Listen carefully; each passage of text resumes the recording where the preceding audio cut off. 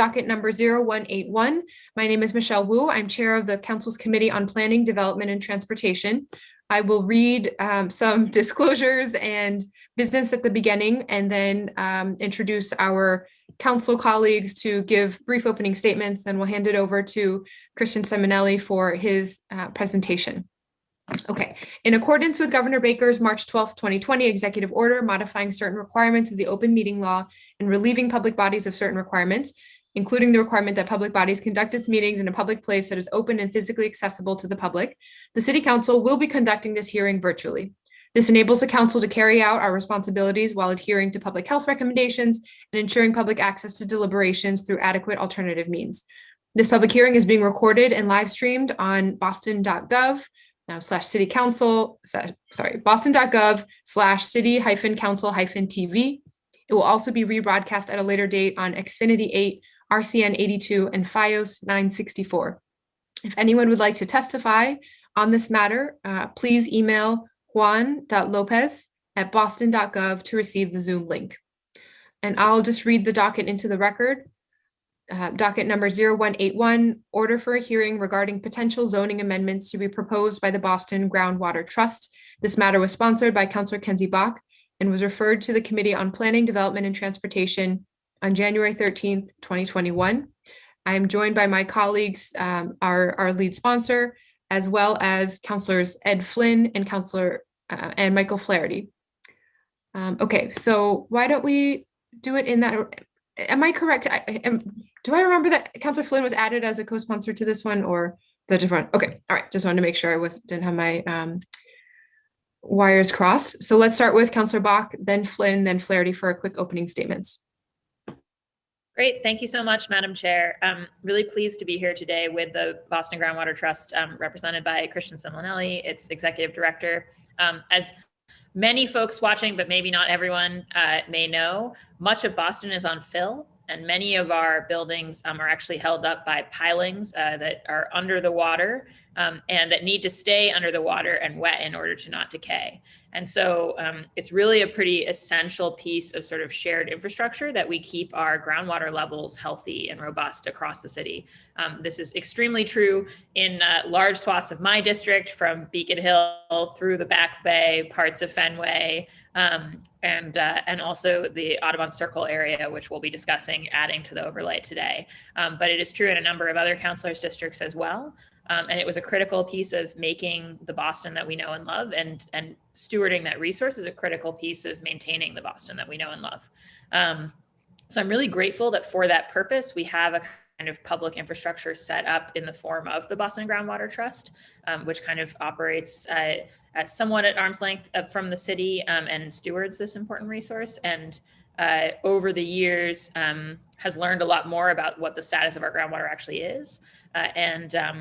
And I think over the last few years has sort of discovered some ways in which our zoning code in regards to the groundwater conservation overlay district and other protocols should be adjusted to best maintain this stewardship. So when I heard about these details and proposed amendments from Mr. Simonelli, I thought that the best course of action would be to have a hearing like this one so that the council and our constituents across the city could really hear about the proposals from the Groundwater Trust and why they're making them, so that as we go forward in a formal process with the zoning code, it's something that everybody who has a stake in is aware of.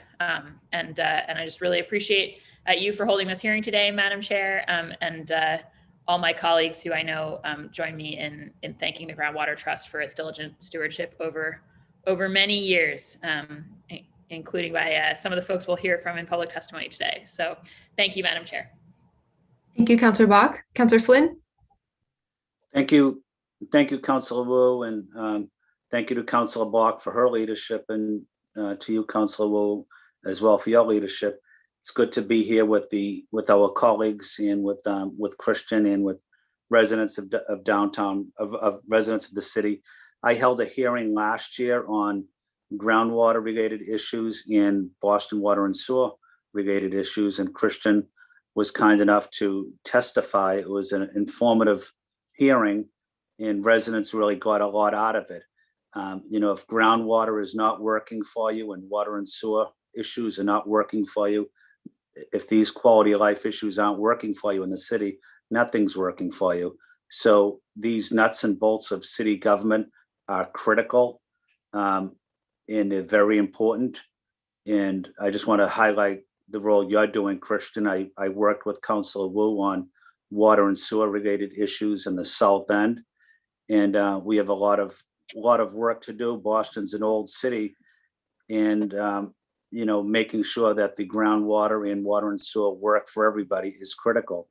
I hope to work with Christian on bringing some of my colleagues this summer to view an installation of a groundwater sometime in the summer, and I'll make sure I keep my council colleagues updated about that plan.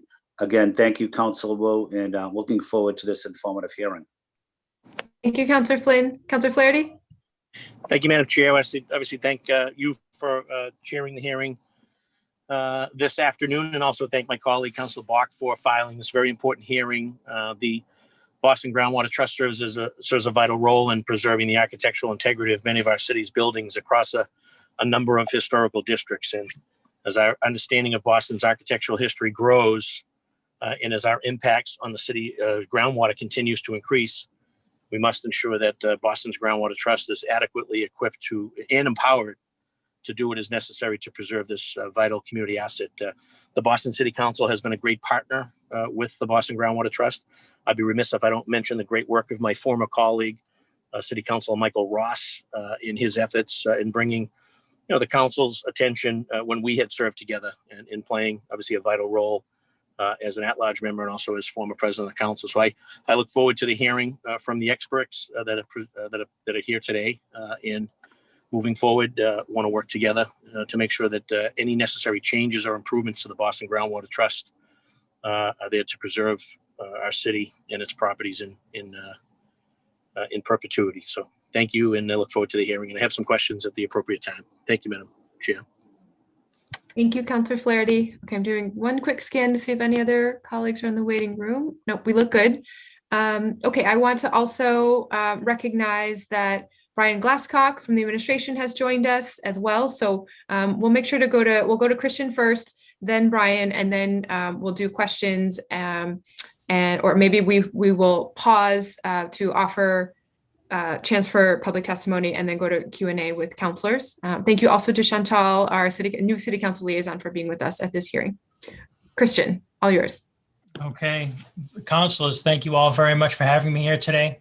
In addition to Chair Wu and obviously the co-sponsors Bach and Flynn, and just thank you all for your kind words, allowing the opportunity for me to come here today and really just share with you what our proposal is and ultimately why it's important that these amendments are ultimately adopted by the Zoning Commission. So I'm just going to share my screen with everyone.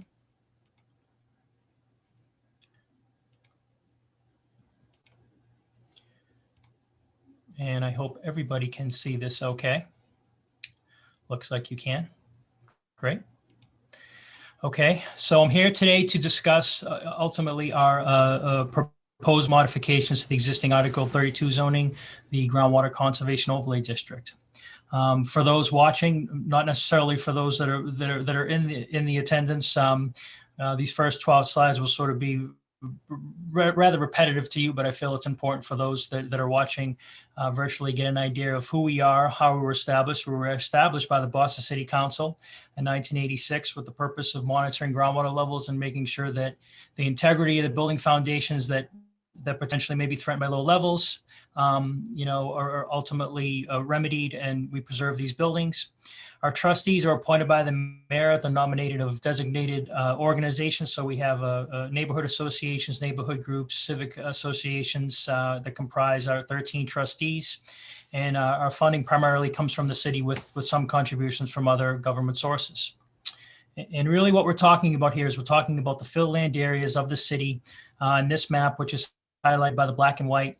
And any building that was constructed from the mid 1800s to the early 1900s in these areas, that's a heavy building, brick, typical brick building, row house, is supported on pilings. And so the first thing that we needed to do was we needed to measure the groundwater levels in the areas to find out where the groundwater levels were. And we currently have a network of approximately 800 observation wells spread throughout all these areas listed here, above East Boston, all the way through West End, North End, all the way through the 4-Point Channel. Observation well is nothing more than a PVC pipe in the ground with the bottom 10 feet perforated to allow water to percolate into that water column, and is protected by this cast iron roadway box in the sidewalk.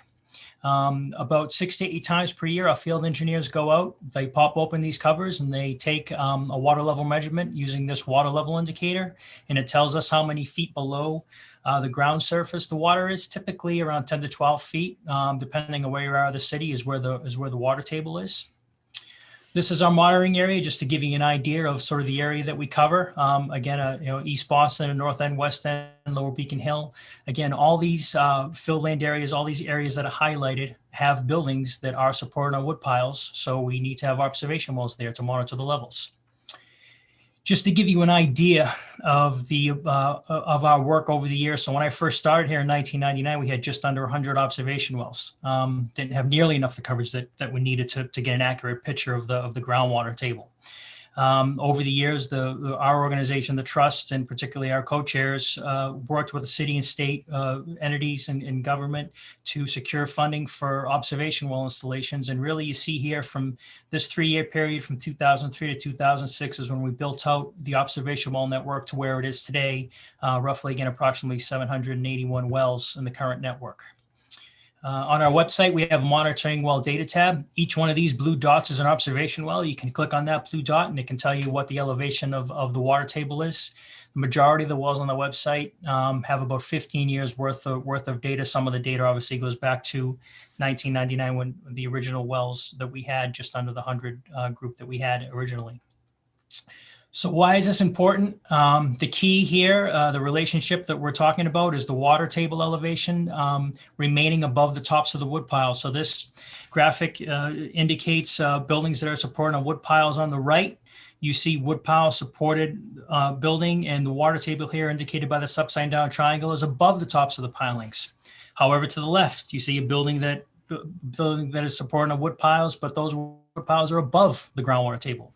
And in some cases where that's occurred, we've had buildings that have needed to be repaired through a process called underpinning. So, our sole purpose here is to document the groundwater levels where they are in relation to the pile cutoff elevations under these buildings, and make sure that the water table stays above the tops of the pilings. If not, the pilings can fail. Ideal conditions. This is just a brief narrative of what we want across the whole city. Water table here indicated by the upside down triangle above the tops of the wood piles. These granite blocks serve what's known as pile caps that sit on top of the piles, and then the building rests on those pile caps.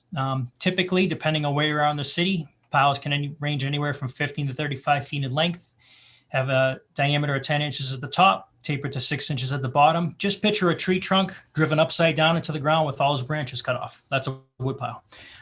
Typical building may have a couple of hundred wood piles underneath it. Larger buildings have more wood piles. Trinity Church, as an example, has over 4,500 wood piles supporting it. I want to show you this narrative here because I want to talk about the city very quickly and how it's evolved over the years. After World War II, really the city's population plummeted. There was a mass exodus to the suburbs. People got married, they got older, they started families. Believe it or not, 1970s rent for a back bay apartment was $204 a month, if you can believe that one. In the mid 80s, the city's population started to climb and people started to come back into the city. And the city really transformed, became a hub for education, medicine, and finance. Currently, approximately 2018, we have around 807,000 residents, and that's growing around 9,000 per year. So why is this important? At the end of the day, we're talking about buildings supported on piles, and we're talking about the property tax levy. And as anybody knows that follows the city budget, and anybody here that pays taxes knows, the net property tax levy is really the financial backbone of the city's revenue. And this is just pulled from the city's website, and their latest proposed budget has a narrative that talks about the estimated levy being around $2.26 billion, which accounts for roughly over 70% of the budgeted recurring revenues. You can see how that's increased since fiscal year 2016. A huge chunk of that revenue comes from these areas that have buildings that are supported on wood piles. Just to give you another idea, sort of snapshot of where we are, this is a typical block, and this information was pulled from the city's parcel viewer, assessed value of the buildings. If there was no groundwater trust monitoring groundwater levels, and groundwater levels were allowed to deteriorate to a point we would put these buildings at risk, there would be the potential to have to underpin and repair buildings under in this area that had rotted pilings, and the cost could be $12 to $20 million or more, depending on how many buildings. Multiply that by multiple blocks in the event the groundwater was just allowed to do whatever it wanted to do, and there was nobody like the Groundwater Trust paying attention to the groundwater levels. So the purpose of the changes today, ultimately, are to make amendments to the zoning that was adopted in 2006 and last amended in 2007. The 2007 amendment added areas of the Bullfinch Triangle, the north end of the 4-point channel. There's no harm areas, and I'll get into the particulars of that in a little bit. Since 2007, we've compiled a lot more information on water and wood pile cutoff elevations. We know much more about where the water table is now. We know much more about the foundations now than we ever have before. We want to make these changes to ensure that the buildings in the areas that are in the G-cod continue to be protected, and then add areas that are not in the G-cod now, put them in based on our information that we've compiled, again, through research, through water level measurements, and through foundation research that we've done. I'd be remiss very quickly if I didn't mention the establishment of the City-State Groundwater Working Group. When the zoning was adopted in 2006, there was also a memorandum of understanding signed by us and all these agencies listed. And this City-State Groundwater Working Group has really led to the results of fixing the infrastructure that can have a negative impact on the groundwater table. All these agencies came together, pledged to share information, identify problem areas, explore solutions, and remediate identified problems that contribute to low groundwater. They've all been wonderful partners. They've all continued to be wonderful partners. And they really work on when we identify an area where there's depressed groundwater levels, to go in, and if it's their infrastructure that's causing the problem, to fix it. Very briefly, the 4 triggers that put you into Article 32 zoning. So when you go, applicant goes before ISD to erect a new structure, anything greater than 50 square feet, to dig down below elevation 7 Boston City base, to substantially rehabilitate a structure, or to pave or surface a lot area. If it's in the G-cod, it gets cited for Article 32. Substantially rehabilitate is usually the main trigger. The gut rehabs account for roughly about 90% of the cases we see that go before the ZBA. The first change that we want to make is simply update the 1-inch capture requirement. Right now, the zoning as it's articulated has a requirement that a proposed project capture the inch over the surface area of the proposed project. Okay, so basically the area of the building. We want to make sure that that coincides with water and sewers requirements, who ultimately they're the one that approved these recharge systems, to capture the area 1 inch over the area of the entire lot. So the current zoning here on the left is indicated is just required is the way that it's written now in this yellow area to design a recharge system for the building itself. We want to update it to the BWSC requirement. Our proposed change again to make sure the 1-inch capture is for the building and the lot for both of them. A very simple calculation here. So an applicant provides a site plan to Boston Water and Sewer. An engineered plan will have a required recharge system in it. And it's basically, the calculation is very simple. It's taking the square footage area of the entire lot, multiplying it by 1/12, and you get the cubic foot amount required to capture in a 1-inch storm. Water and Sewer then issues what's called a groundwater approval letter, where they say that the applicant has met the requirement by designing a system that meets or exceeds the cubic foot requirement for the storage. And again, all these systems, the bigger systems in particular, are tied into the city's combined sewers. In the event that we have a huge rainstorm, or we have a huge, rainfall in a short amount of time, that we don't have any overflow, any flooding or anything like that that's going to negatively impact the building or abutting structures. Quickly, what's your recharge system? Well, it's definitely not this on the left. It's not the roof leaders just coming out into the street and creating, in the cold weather today, creating quite a nice ice rink. It's basically just taking the roof leaders, redirecting them to an engineered recharge system that's typically collected under the building or adjacent to the building. This particular building had perforated pipe. So again, it's just taking the roof leaders, directing them to a pipe into a structure that allows the water to percolate and recharge the groundwater table. We would also like to have language in the zoning that's currently not in the zoning to match the smart utilities policy of 1.25 inch. Right now, the BPDA has a smart utilities policy for efficiency, equity, resiliency, economic development, and innovation for the large Article 80 projects. And for projects that are at or above 100,000 square feet of floor area, it calls for the BPDA in consultation with the Boston Water and Sewer Commission to recommend 1.25 inches. So it's 0.25 inches above the 1 inch requirement. Thinking here is that the bigger footprint a building has, the more water it should be, recharging into the groundwater table. Second change, we'd like to raise the no harm threshold. So I'm going to get into a little bit more into this, but basically the existing language as it is now talks about anybody that's digging down for any occupiable space or any garage space or any construction below elevation 7 has to have a no negative impact. Basically, they have to certify to the Zoning Board of Appeals via a professional engineer's stamped letter how the construction is not going to have a negative impact on groundwater table to elevation 7 Boston City base. We want to raise that to elevation 8 Boston City base, and I'll tell you why in a couple of minutes. A deep foundation like this, for example, needs to be designed and constructed to be watertight. No sump pumps, no under drains. The entire structure is completely waterproofed. That way it will not have a negative impact on the groundwater table. When an engineer designs, again, a building and they provide this no harm letter, they provide a detail about where the elevations of the basements will be, ultimately how it relates to the groundwater levels that are measured in the vicinity. But then the most important aspect here, the no negative impact statement, talks about how the building will be waterproofed, not include any permanent drainage or groundwater withdrawal, and ultimately meets the requirements of Article 32. And the reason that we want to raise this no harm threshold gets back to one of the first images I showed you, where there is a relationship in some areas of the city, even in some blocks, where pile cutoff elevations are different.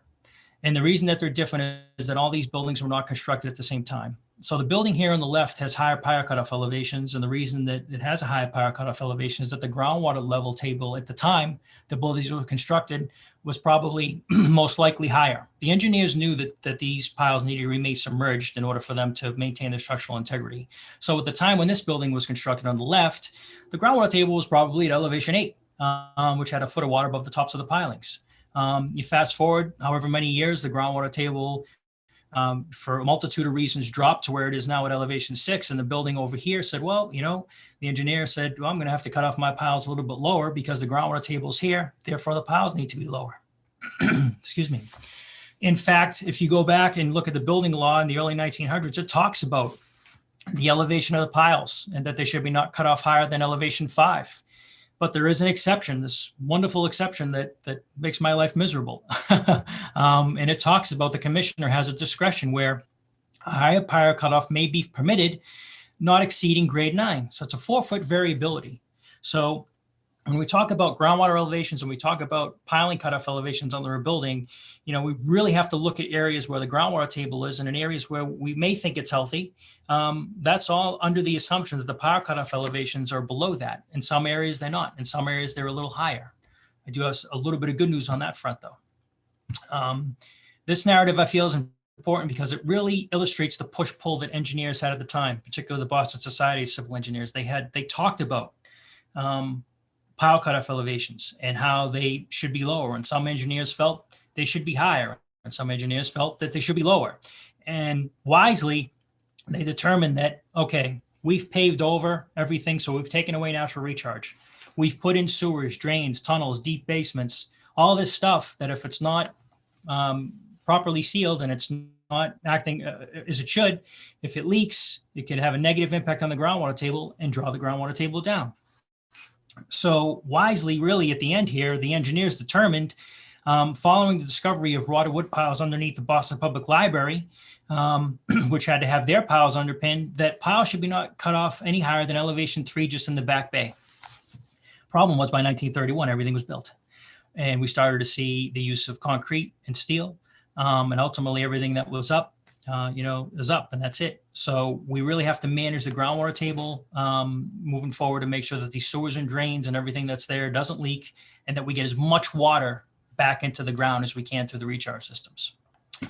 So what do we know? So we've gone through all the inspectional services records for the buildings and fill lands areas of the city. We've gone through the building inspector reports of the Boston Public Library. We put all this data on our website.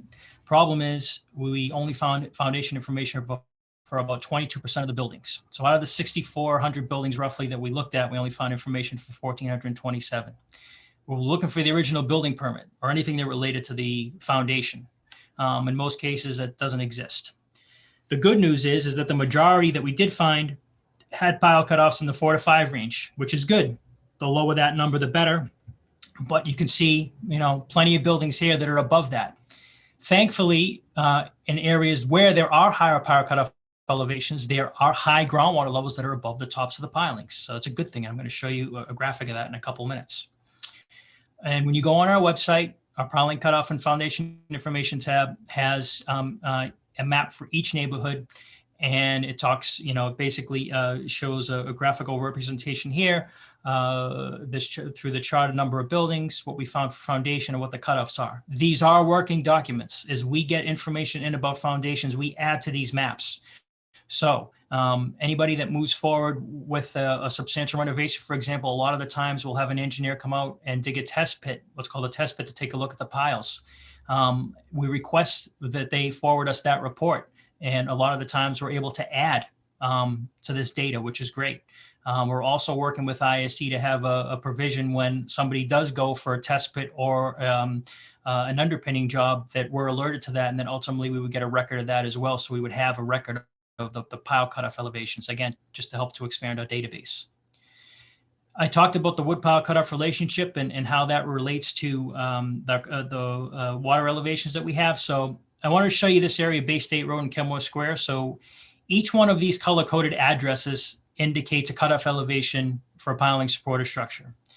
And you can see the majority here on this map are in blue and in orange, elevation 4 to 5, 5 to 6. The good news is that our circles here, our observation wells, have a bunch of data where the water elevations are typically in the 7 to 9, in a couple of cases here, 9 foot plus, 5 to 7. So in these areas where we have the 4 to 5s, it's good that we have the water elevations at the 5 to 7s, 7 to 9s, because that means there's 1 to 2 feet of water above the tops of the pilings, which is good. You ever take a walk over here, all these buildings are in really good shape. Unfortunately, when you look at the website and you look at our maps, they're not as complete as this. These were buildings that were around 1908, 1907. So the records are far more complete because they're, quote, newer buildings. The proposed third change is to update the map and coverage areas. So this was actually the original map that the BRA produced in September of 2005, and it shows the original shoreline here outlined in red. The salmon colored here are the areas of the original G-cod, and then they had some areas here on the outskirts of East Boston, Charlestown, and again on the north end waterfront, the potential overlay expansion areas. Those areas were not included at that time, because one, we didn't have observation wells and groundwater level data for those areas, and we didn't really know anything about the buildings. Again, this is September 2005, sort of right at the smack dab in the middle of when we were installing wells, just to get an idea where everything was water level wise. So moving forward, the proposed change here is to update this map. The existing map is a bit confusing to people. There's a 1-inch caption or no harm requirement, which is highlighted in the salmon here. In the purple, this was the modification on the amendment that was made in 2007 to include the Bullfinch areas of the north end, and then the Seaport. The applicants only required to comply with the no harm part, which means they just have to submit an engineered letter, but they don't have to install a groundwater recharge system to capture the inch. Well, we would like to revise that to make everything a universal overlay area, make everybody capture the inch, make everybody certify the no harm.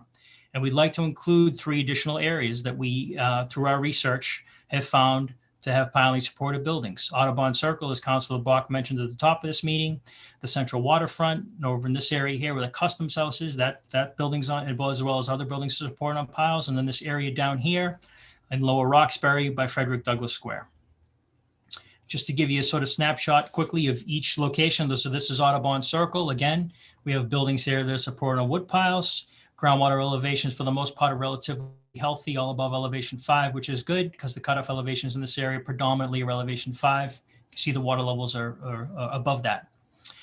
Central waterfront here. You can see the coverage that we have is very limited, and we do have a spot here that's relatively low, but does fluctuate in the 4 to 5 range, which is not ideal, but sometimes it does hover above elevation 5, which is good. This area here is particularly difficult because there's a ton of infrastructure, and there's a whole lot of stuff that's sort of in the way that doesn't allow us to put in observation wells. We will be getting an additional 10 observation wells, and we'll be getting about 3 here along State Street from the MBTA Aquarium project. So by the way, anybody that goes to install a groundwater observation now has to go through PIC, and if it's in the sidewalk, they have to provide us with a copy of that application. And if we decide to take the wells, ultimately, when that proponent is done with doing the work with their wells, they ultimately get turned over to us, and we resume ownership of them essentially. So we will be expanding our coverage in this area.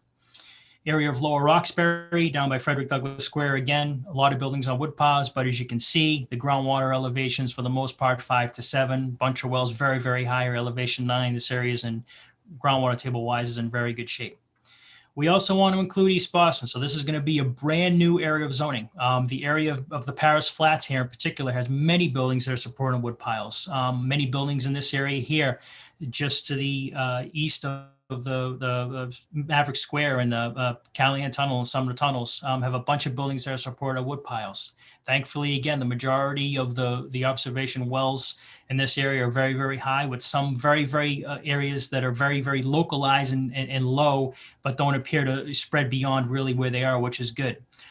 That's why the density of the wells is so very thick, because groundwater conditions can change over such short distances. And we need these wells, really to tell us what's going on in a particular area to help us zero on a potential, issue that may be occurring with infrastructure. You'll see that these lines are relatively linear. They're pretty definitive. You do start to rise in elevation as you go up towards Eagle Hill, and you go up in elevation here. So these buildings here, they're on a hill. They're not supported on wood piles. They're basically just on granite blocks. Very important to include East Boston here, because there's a ton of development, as everybody knows, and there's a whole lot more instances where we start to see people digging down for occupiable space to not only increase the value of the building, but also to for parking. The fourth and final change ultimately is just to amend some of the language in the standards section. And really what this language will do, it will ensure that all the required documentation is submitted at the appropriate time to allow an opportunity for an abutter to review the work. So if I own a building and somebody next to me was digging down for occupiable space, underground parking, whatever it is, I would want to know and take a look at that and have the opportunity to comment and have a conversation with them.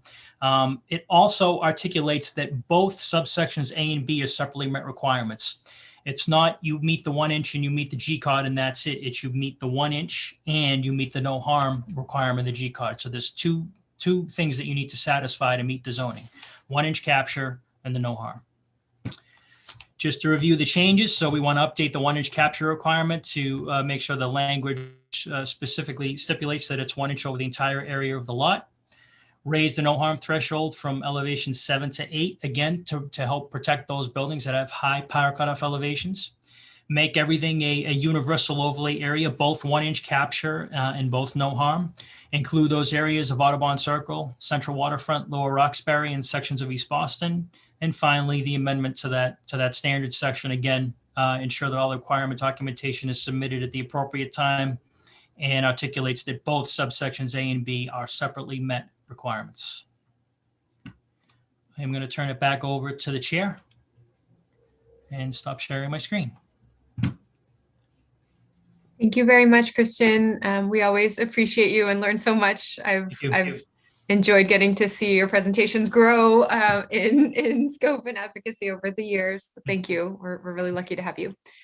Okay, let's hop over to Brian Glasscock to weigh in, and then we'll circle to our residents and community leaders, and then to counselors for questions. Thank you, Councilor Wu. I'll be really super brief here because Christian's presentation, I've seen it, numerous times, and I get something new out of it every time. But he did remind me this time when that I was in fact in the Environment Department in 1986 when this whole thing got started. So I feel especially old now. Thank you, Christian. but I've had the pleasure of sort of watching this from a number of different angles, both in the Environment Department, which includes the Landmarks Commission, for a number of years at Inspectional Services, where we saw sort of firsthand, how this plays out, and then now with zoning and the BPDA. I think it's just a credit to Christian's work, and I see we have the eminent Professor Emeritus of Groundwater, Mr. Elliot Laffer.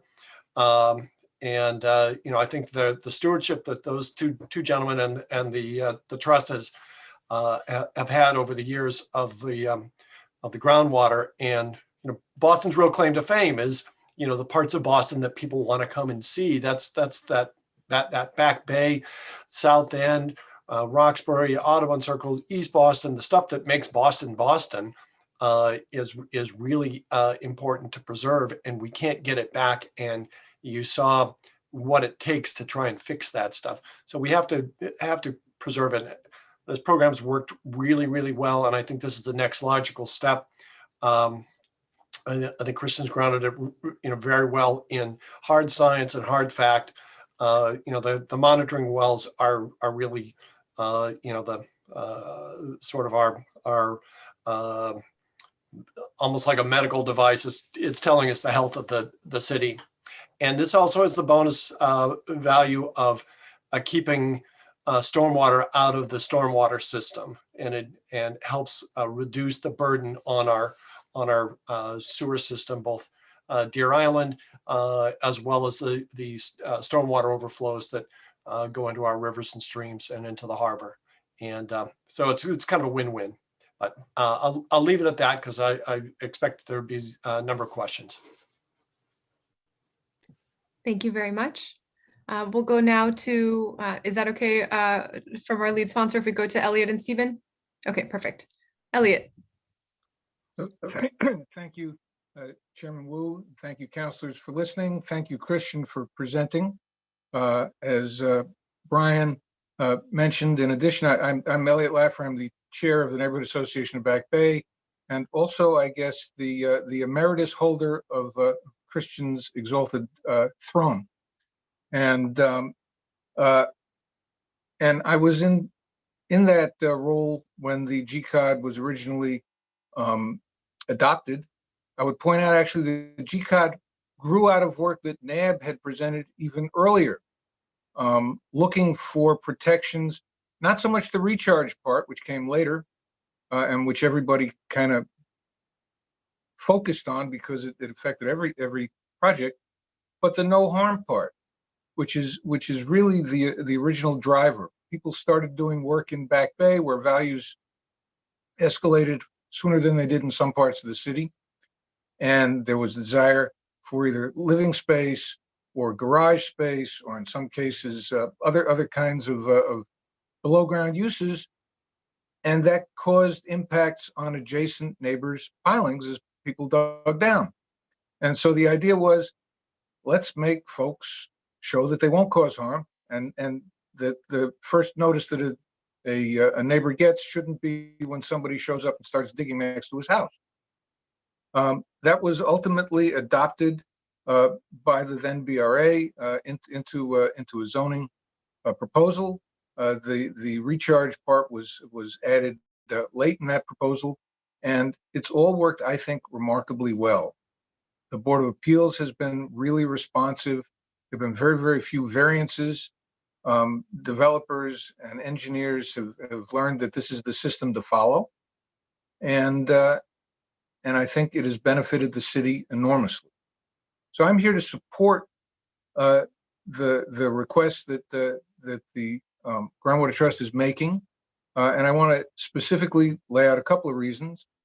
One, the change to whole lot coverage effectively puts no burden on anybody, because Water and Sewer has been making them do whole lot coverage from day one.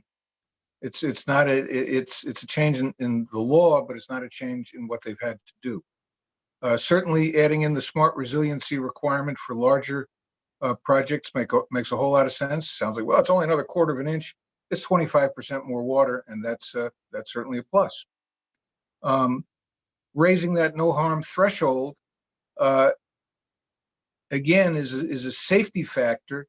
As Christian said, the 3/4 of the buildings that are on wood pilings, the Groundwater Trust has no idea where the pilings are cut off, or guesses. I shouldn't say have no idea, they have a guess. But we know of buildings in the Back Bay from back when I was doing this, where the same building had pilings cut off at 3 different elevations. And some were below this elevation 8 level, and some were above it, or below 5 and above 5. So it's really challenging, and putting in a better safety factor is certainly going to be helpful there. The expansion to other neighborhoods is, I think, really important as an equity issue, among other things. These are neighborhoods where many of the people live in buildings that are more affordable, and that can be put at risk if there's damage to their pilings. And you know, in the olden days, the 1970s, for people who are even older than Brian, there were buildings that were taken down in the Fenway because they had piling damage, and the piling damage, fixing the piling damage, would cost more than the buildings were worth. That won't happen in a neighborhood like Back Bay now, because even if you said, well, you got to spend $300,000, somebody's, the building's worth $3 million, I'll fix it.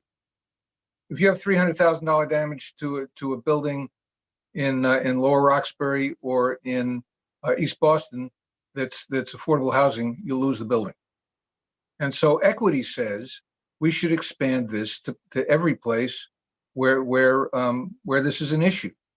And in a world where I think and hope that we are looking more to address those issues of equity over the last few years, particularly over the last year, this becomes an important plus. The process piece is important because right now, and I will take full blame, we won't blame Christian for any of this because we started this routine when I was in executive director. We let people tell us, even after they got to the Board of Appeals, just show us that you're getting your no harm, your not so much no harm, but the recharge letter from Water and Sewer. And that doesn't let neighbors know what's going on. So this is really an effort to bring the GCOD back to what it was supposed to be, which is a warning device for neighbors and an ability for neighbors to weigh in. So a very, very well thought out plan. And I am pleased and proud to support it 100% with my current hat and even my old hat. Thank you very much, Elliot. Stephen? Thank you very much. I'm Stephen Sayers, and I'm a resident of the Back Bay. I just want to note that Elliot Laffer was speaking as chair of the Neighborhood Association of the Back Bay. And he also, I believe, has submitted a letter to you, Chair Wu, in support of these proposed amendments. And that the chair of our Groundwater Committee, Tim Mitchell, also has submitted an email in support of these proposed amendments. And as an individual, I would just like to say I strongly support these amendments as well, and I'm gratified that the Boston Groundwater Trust, Christian, and the Boston City Council are taking this matter so seriously, because our whole future of all of our structures depends so heavily upon it. I would like to ask one question, however, if I may. I know that Christian said that we had something more than 600, I believe, observation wells by 2006. And that by the year 2021, we had only added fewer than 200 observation wells during that time period. I'm wondering if he could tell us how many more observation wells he thinks the Boston Groundwater Trust will need over the next 5 or 10 years, and in what particular areas of the city are in most need of those wells. And that's all I have. Thank you so much. Thank you. Perfect transition to questions. So why don't we just start with that one as the first one, and then we'll go back to the order of counselors as before. Sure. So, Steve, thank you for the question. You know, we essentially the coverage that we have now, we feel it provides adequate, you know, data for us to get an accurate picture of the groundwater levels, you know, in all the areas of the city that we're concerned about. Again, the bulk of of those installations really on a massive scale, we would install around, close to 100 wells a year, was done just to really put the coverage in place. And the first thought was, okay, let's get a well in every corner, and then let's get a well on mid-block, and then let's zero in on areas where the groundwater levels are low, and we increase the density in those locations. And now we're really sort of more in a maintenance phase where we're replacing, every couple of years we're going out installing wells that have either been destroyed inadvertently or that simply just don't work anymore because they're too old, and we're replacing them. So I think the number that we have ultimately is enough. I don't see us needing another 100 or so wells, but we're really in that sort of, we've built the house, now we're just essentially just maintaining it. Thank you. Councillor Bach, over to you. Thank you so much, Madam Chair. And thanks so much to Elliot and Stephen for speaking, and to Elliot as ever for all of the knowledge he brings. I feel like between Elliot and Christian, I mean, they can teach a class on this, and I have taken it, or at least the first half of it. So I'm grateful to you both. I had a couple of questions. I mean, Elliot already pointed out the first change is really just harmonizing with what's already there. So it's not adding a requirement, it's just making sure that people don't get confused and you don't end up with folks late in the process saying, wait, you mean I need to recharge for my whole lot, right? So, and I think always we want predictability and intelligibility in our code, so that's good. And then for the map, the expansion of the districts, I mean, I'm definitely glad. Most of my district is in the groundwater conservation overlay district, and I'm glad to have the Audubon Circle, which is sort of a missing piece, getting added. I wondered, Christian, if you could speak to, I sort of saw with some alarm that the existing pilings in Audubon Circle seem to be kind of long on that like 7 to 9 or something level. And so I think when you threw up your map, I saw that. And so I was just wondering, like, I mean, since it hasn't been in the G-Cod, do we have any sense of whether there's been damage, or are we okay? Because you mentioned before, a lot of the places where we've got those high lengths, we're lucky to have high groundwater. But I was just curious whether we're walking in an Audubon Circle to a situation that needs to be remedied, or if it's more or less okay, but still better to get it into the district. Thank you, Councillor Bach. So that the image that I had showed ultimately was our observation well elevation. So those blues and the greens that you saw were the water levels, which were good. According to the data that we've compiled from the foundation standpoint, some buildings are on wood piles that are cut off around elevation 5, with a fair number of buildings on concrete. So that area overall is in pretty good shape. Cutoff elevation wise and groundwater level wise. So I don't necessarily see that as an area that all of a sudden is may potentially have an issue. As your office knows, there's quite a bit of development that's scheduled for I think right on the fringe there of sort of where the G-Cod is, and it's sort of on the other side of the boundary outside of the G-Cod.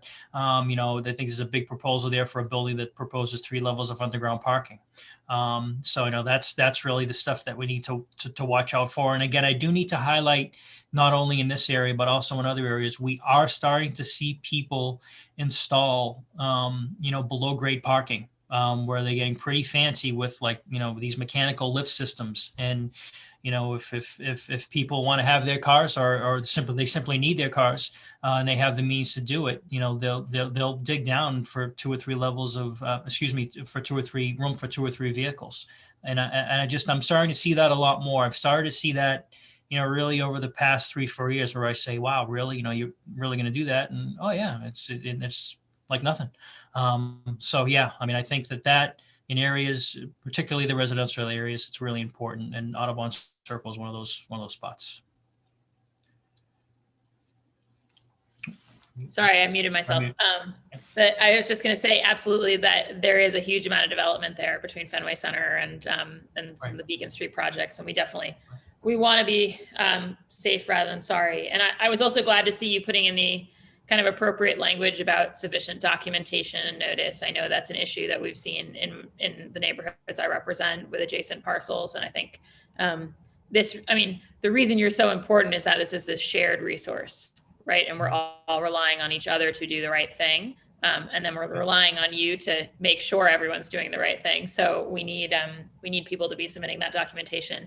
I did wonder, Brian Glasscock, if you were still here, if you could just speak a little bit to, or Christian, you could take this, whichever is more appropriate. But I know that we added a reference to the smart utilities policy into the zoning amendment that we just passed through Council and the Zoning Commission. And so I was just trying to understand what the relationship between putting that reference into the zoning code is to the sort of additional piece that Christian referenced. I think it was his item 2. I didn't fully understand that connection. Sure. So there were actually 3 things. This was for those of you all maybe weren't part of that conversation. In the effort to bring affirmatively furthering fair housing into our zoning through Article 80,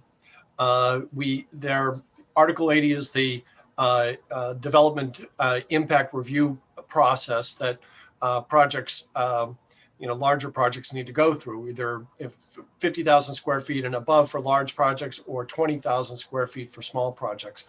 It's a sort of a simplified explanation of what we're capturing, but those projects have to do analysis on things like wind and shadow and transportation impacts. And there's a sort of a punch list of things that they need to respond to us with analysis. And we felt it was very important with the leadership of Councillor Bach and Councillor Edwards. We were able to come up with a zoning amendment to Article 80 that elevated that analysis of affordable housing or of fair housing impacts into Article 80 to be another thing that developers need to respond to. And we felt it was important at that time to take 2 other things that existed on a policy level and actually bring them into the Article 80 analysis. One of those was the handicap accessibility, the disabilities access analysis. There's a checklist that the Disabilities Commission and the BPDA have been requiring of developers, but it wasn't formally part of the Article 80 review process.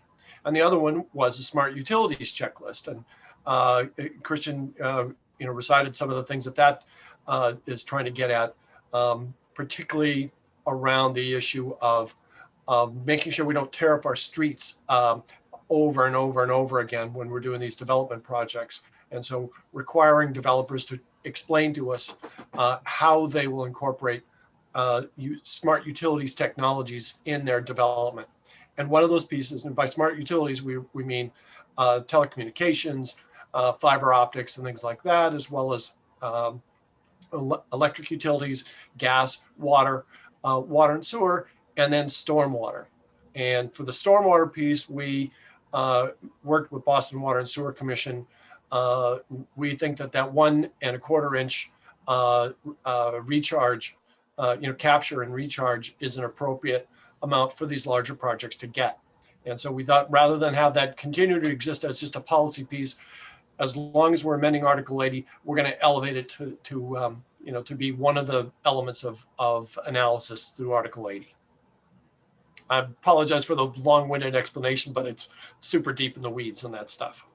And so, but we put it in that zoning amendment. So what, if anything, is this adding to that? Or is it more like that got taken care of, so now we don't have to have that in here? So yeah, and so this actually, we wanted it to be sort of synchronized with that kind of analysis. It didn't make sense to have programs that were sort of angling at the same thing being not matching up.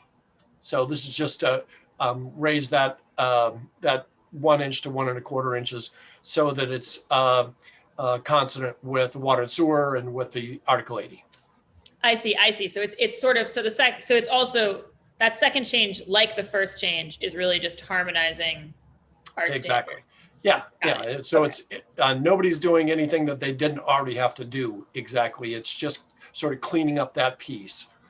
But as the technology improves and projects find new, smarter, better ways of recharging the groundwater, it certainly helps us. Adds a little bit of a buffer for potential climate change impacts. We think a lot about flooding and these big storm events, but as we're seeing in places like Texas right now, climate change takes a variety of forms, and we could very easily be talking about protracted drought. And so capturing that, rainwater and recharging our groundwater rather than sending it out to Deer Island and paying money to have it treated, it seems like a good policy. Great, thank you. Okay, I sent a note to Councillor Bach. I'm so sorry due to a scheduling conflict on my end. I am virtually passing the gavel over to the lead sponsor here to wrap up the rest of the hearing. I'm just wanted to add my gratitude to everyone here. I have been the beneficiary of some of these classes and lessons early on. Looking forward to making sure that in my capacity as chair, we're doing what we can to keep advancing this with the lead sponsor and everyone here. Thank you, everyone. Thank you. Thank you so much, Councillor Wu. Thank you. I'll go next to Councillor Flynn. Councillor Flynn, you have the floor. Thank you. Thank you, Chair Bach, and again, thank you to Councilor Wu as well. It's good to see Elliot here, and he's a wealth of information. So I want to thank Elliot. And as I mentioned earlier, this issue represents most of my district. So the more I'm exposed to this issue, the better city councilor I am for my district. So these hearings are critical, and they're very helpful to me because they're very knowledgeable. So I want to say thank you to you, Christian, and to Elliot as well. So my question, Christian, to start off is, I know you're doing some more work in the Wharf District area. Can you tell me specifically what you're planning to do on doing, and also tell me about the communication you're going to do with the residents about how you're going to tackle this problem, how you're going to work with the community groups, and what do they need to do to prepare for this as well? Sure. Thank you, Councillor. So really, not only just the Wharf area, but other areas of the city that are going to be either modified or simply added. I've reached out to those neighborhood groups. Particularly, I spoke to the Audubon Circle Neighborhood Association back in January. They were very supportive with the help of Councillor Bach. I'm hoping to work with you and your city councilors to reach out to the additional neighborhoods that are going to be affected by this 4-point channel, for example. I've had lengthy discussions with Councillor Edwards, since East Boston is going to be totally new for everybody. I've coordinated with, I believe so far, 2 civic associations over there to go before their groups, to speak to them, to talk about, hey, this is what's coming down the pipeline. Equally important, and I didn't mention this in the presentation, but this is something that we've taken our time with to make sure that we've gotten this right. We've coordinated early on with inspectional services and the Boston Water and Sewer Commission, because they're the ones ultimately that are approving this stuff. And to make sure that we got it right, that we have the numbers right, that we have the areas right, most importantly. And in addition to speaking to all those people, it also makes sense for me, and I've reached out to some of my contacts that I have with the ZBA, the attorneys that represent these clients. These are the ones that are coming forward to the ZBA. They're the ones that need to know about this stuff. A lot of them, are familiar with just seeing me, but seeing me there by face and say, oh yeah, that's a groundwater guy. But particularly for the people in East Boston, now that it affects them, well, how does it affect them? So really, just continuing to do that. And public outreach is obviously part of my job, and I continue to do that. But I think, really helping get the word out, with your help, city councilors' help, the neighborhood associations, and is really the way to go, to let people know, hey, this is coming, this is why it's important.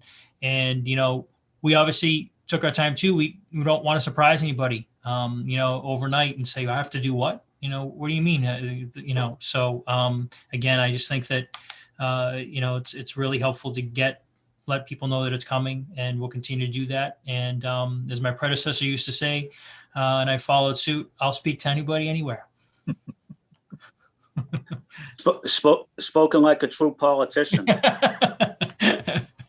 Right. Christian, just as a follow-up to one of my colleagues' questions, I know you were talking about someone buying a piece of property and digging below the ground to possibly make underground parking available, whether it's on one of those trolley types of systems or however they do it. But if you're building going underground, there's a huge chance, obviously, that you could impact the ongoing pilings that are already there. How dangerous is that? Not only are you jeopardizing your property if you just bought it, but you're also jeopardizing your neighbor's property or someone down the road from you. What steps is the city of Boston taking to prevent such a tragedy really from happening underground? I mean, really, the companies and the engineering firms that are designing these systems and ultimately overseeing the installation, we work with a majority of them. They're very competent. Ultimately, it's up to ISD when the applicant goes before to obtain their building permit that they supply all the necessary and required documentation. But taking a step back a little bit, even before they go to inspectional services, we typically get alerted to say, hey, we're going to be doing this, and we just wanted to let you know, and this is what we're proposing. And a very significant, very important portion of that sort of whole process is when the proponent, even before they commence their work, for example, they are required to put together a groundwater monitoring plan. So in addition to our work of going out and reading all the wells, anybody that's going to dig down for underground parking or put up a building, it's in an area, the G-cod, where we have observation wells. We work with them to say, okay, you're going to be doing this work. We select a series of, maybe 3 or 4 observation wells in the immediate vicinity. They're required to manually read those wells. Their engineer is required to manually read those wells and report that data to us on a weekly basis. So what that does is, in addition to us coming out every, 5 to 6 weeks and getting sort of that snapshot of what the groundwater levels are doing, it provides really a week by week data set to say, okay, this is what they're doing and how it's not having a negative impact on the groundwater levels. When they start dewatering, which the deeper properties have to dewater, all that's documented. There's a permit that's applied for from the MWRA that we get a copy of. We get alerted to that. So when they start to dewater, we're notified. So there are provisions in place to protect their building and the abutting structures, but also in the event that something goes awry, if all of a sudden the groundwater levels drop, they're required to stop and figure out, okay, why all of a sudden this work that we're doing last week, all of a sudden now is having a negative impact this week. What's going on? What happened? Most of the deep buildings, most of the bigger buildings and deeper excavations are going to install what's called steel sheeting, around the excavation, which basically gets driven through that soil and that fill that was dumped into the clay layer. And basically they work in like their own little dry bathtub, and they keep the groundwater on the outside high. So they're working in their own little dry area. But it's the smaller ones, and it doesn't take a big hole, and it doesn't take a whole lot of groundwater draw to have a negative impact. It's the smaller ones that are really important. That's why it's important to have that monitoring in place prior to and then post construction. So they monitor about a month before they put the shovel in the ground throughout the work. And then once they come up and they stop dewatering, they monitor post 30 days to make sure that, okay, whatever they said that they were going to do and whatever they certified is held and is installed and designed to do what it's supposed to do. So it's obviously very tedious work, but we do have a good relationship with the engineers that do this stuff, and we continue to work with them to make sure that it can have only a positive impact and not have any issues at all. I think you may be, thinking of that nightmare scenario in the South End a couple of years ago where the two workers had died, there, and there was a whole issue with shoring, and that utility work was just awful. Thankfully we've never had anything like that, and hopefully we never do. Yeah, that was my big concern, Christian, is someone digging below the ground. It's dark down there, and maybe some of the blueprints are not 100% accurate, as they could have been blueprints from 100 years ago. Or right. I'm just concerned if someone hits a piling by accident during this construction phase of working to get a parking spot in. It would have a ripple effect. But I mean, I don't need an answer now, but I just want to make sure that we factor in public safety, we factor in evacuation, we factor in notification, and proper responses from city agencies in response to such a situation, that if that type of case did ever happen, that we would have a plan already to go to respond to it. Just something to think about. But again, just want to say thank you to Christian. I wanted to say thank you to Brian, who gave great testimony, and Elliot as well, and Councilor Bach. This is a tremendous program. Since 1986, the City Council and the Flynn administration worked on this issue. So right. want to say thank you to everybody, and thank you, Councilor Bach. Thank you so much, Councilor Flynn. Next up is Councilor Flaherty. Thank you, Madam Chair, and hopefully Councilor Flaherty. great reception up until a couple here with me. If for some reason that you lose me, but We're having a tough time hearing you. You slowed down. no problem. Yeah, I had. Thank you, Madam Chair. I had great reception. Councilor Flaherty, we can't make you out right now. A couple of minutes ago. Can you hear me clearly? No. Can you hear me clearly? Oh yeah, that's better. Say something else. That's a little better. All right. Yeah, that's totally better. I had great. I had great reception. I had great reception up till a few minutes ago. But thank you, obviously, Madam Chair, for taking over and for sponsoring, and obviously to our panelists and to the resident and community experts on this as well. Just two quick questions. One was that it had been discussed that parts of the city with wood pilings that are not currently protected under the Groundwater Conservation Overlay District. And I just want to make sure that we've cast the widest net under the, necessary under the protection of the GCOD. I want to make sure that all additional areas have been identified. To the extent that we're talking about missing pieces, that's the first question. And the second question I'll get in so I can listen to the answer, given the reception's crazy, is recently there was some excavation work done in South Boston that breached the water table, causing damage to a number of abutting properties and put their foundations at risk. So the question I have is, do we think that we need some form of stronger enforcement to prevent instances like this from ever occurring? And that's it. Thank you, Madam Chair and sponsor. Great. Thank you, Councilor Flaherty. Christian? Sure. So thank you, Councilor Flaherty, for your comments, questions. We feel, very confident that these changes will cast the appropriate net and cover the areas that have buildings that are supported on wood piles. It's on days like this where the snow has been falling or the rain's been falling when we've done that work, done that research. And it's, again, I do mention that these are working documents, but we've really been able to identify, areas that are on filled land and that are, that have wood pile supported buildings on them. That original colonial shoreline, when you look at that, it's not necessarily a definitive boundary. You can go 1 or 2 blocks in either direction where that line isn't necessarily indicative of original solid land. It was potentially marshland, but the way that the line was drawn, just indicates that it was original land. So some buildings that it may, oh, gee, you look at that, and that area was in red, it's a solid land. Well, it really wasn't. The land that was there wasn't strong enough to support buildings, so they had to be put on piles.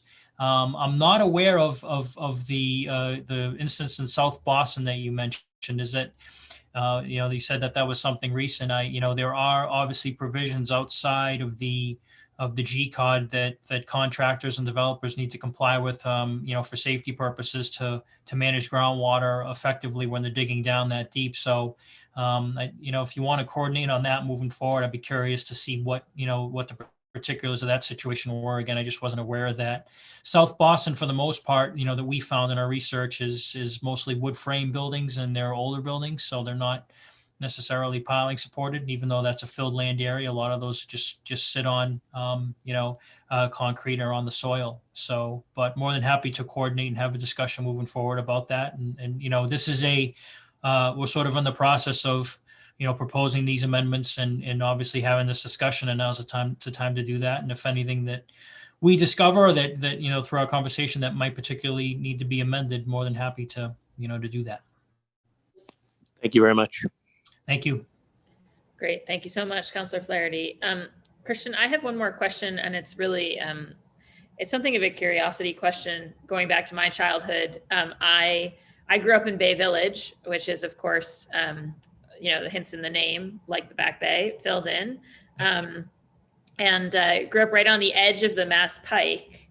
And I've always found myself wondering, I mean, obviously we're talking here about maintaining, to a certain feet level with groundwater, but the Mass Pike has always struck me as a potential major sluice right in the middle of everything. And so presumably it holds up remarkably well, or else we would, be losing our groundwater levels all the time. But I was just sort of curious. I found myself wondering about that piece of infrastructure, specifically when you were showing Audubon Circle, which of course backs right up onto it, and was kind of curious what long-term measures, whether we've ever had an issue there, what long-term measures have been taken to make sure we don't have an issue, kind of how to think about that major piece of federal infrastructure that runs through the center of the city. Yeah, great question. That was actually has been addressed, and it's an ongoing discussion that we have in the City-State Groundwater Working Group.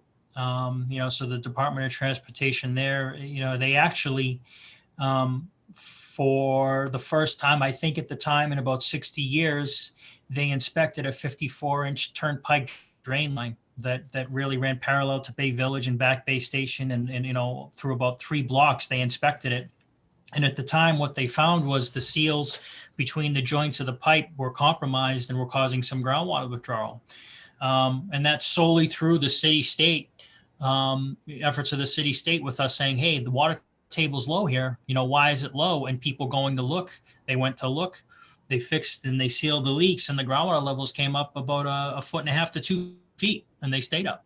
So yeah, I mean, we always definitely in the city-state look at the big stuff first, the deepest stuff first. John Sullivan will tell you, and everybody at that group will tell you, you deal with the stuff that's the lowest first, and then you work your way up until you find what potentially the source may be. So yeah, that was addressed, and it really, just getting back to what Brian had said about the sort of the warning system. That's what the benefit of the well network is to, be that, I like to use the phrase, the canary in the coal mine, to say, hey, all of a sudden these dropped, or these are low. Why are they low?